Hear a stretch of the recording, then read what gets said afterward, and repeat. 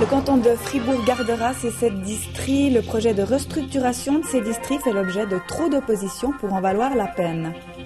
Après 18 mois de travaux, l'Office de circulation et de navigation de Fribourg, l'OCN, a inauguré aujourd'hui des bâtiments flambant neufs.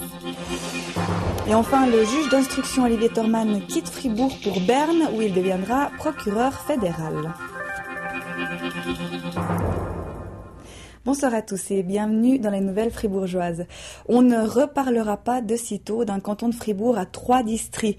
Si cette idée circule depuis plusieurs années déjà, un rapport présenté aujourd'hui par Pascal Corminboeuf conclut que la population est trop attachée à ces districts actuels pour qu'un changement puisse avoir lieu. Nando Lugimbul. Le canton de Fribourg ne veut pas changer pour changer. C'est en substance le discours du jour de Pascal Corminboeuf. Le directeur des institutions a présenté ce matin un rapport de 85 pages sur les structures territoriales du canton. Depuis 2006, un comité planche sur la réforme territoriale avec en ligne de mire la création d'un canton à 3 districts. Parmi plusieurs variantes possibles, le comité a estimé que la plus réaliste et la plus réalisable de ces variantes était celle-ci.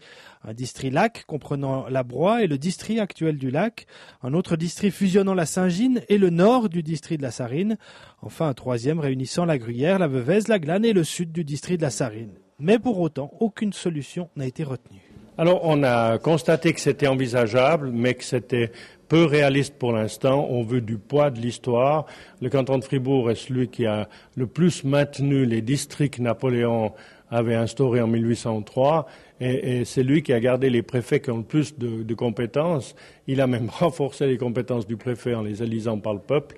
Donc c'est quelque chose qu'on ne peut pas abroger comme ça d'un coup de cuillère à peau. Ça mérite une grande réflexion. Le Conseil d'État, par contre, choisit d'autres axes pour réformer en douceur ces structures territoriales.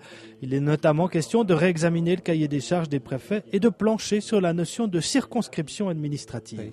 Alors, on propose de redéfinir complètement le rôle des préfets en centralisant et en simplifiant leurs tâches.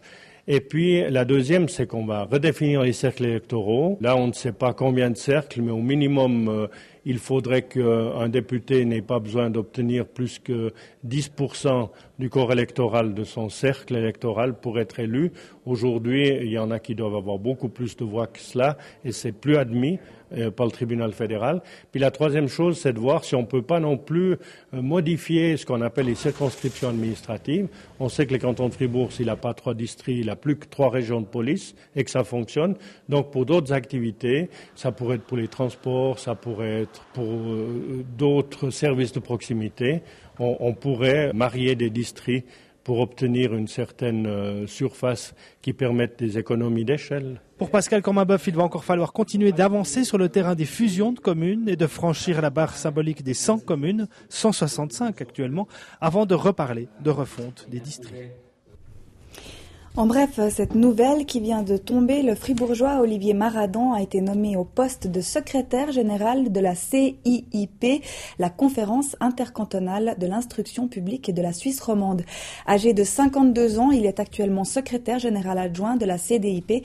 Il prendra ses nouvelles fonctions au cours du premier semestre 2011.